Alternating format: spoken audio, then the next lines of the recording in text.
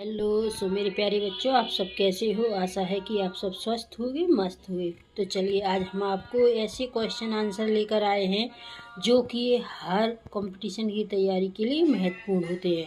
तो चलिए हमारा पहला प्रश्न है, जैन धर्म में महावीर को क्या माना। तो जैन धर्म में महावीर को क्या माना जाता है। क्या माना जाता है? वास्तविक संस्थापक।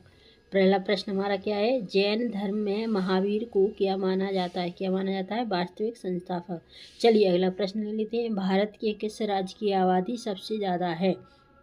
भारत के किस राज्य की आबादी सबसे ज़्यादा है। तो किस राज्य की आबादी सबसे ज़्यादा है?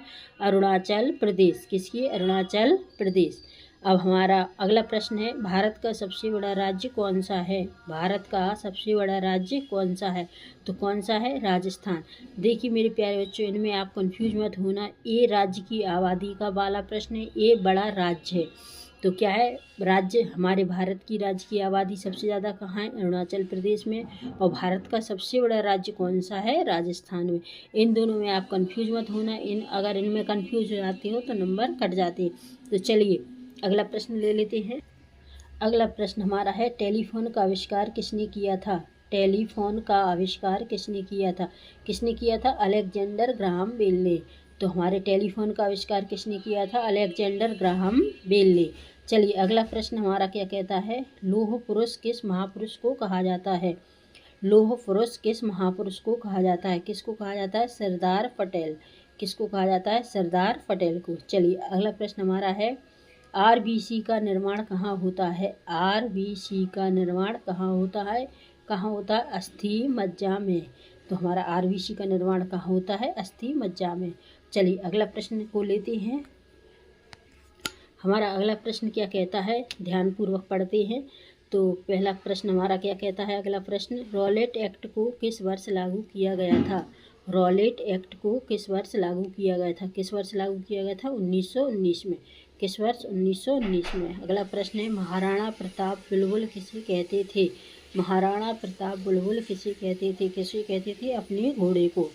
अगला प्रश्न है, सिंधु घाटी सभ्यता का बंदरगाह कहाँ पर था। सिंधु घाटी सभ्यता का बंदरगाह कहाँ पर था?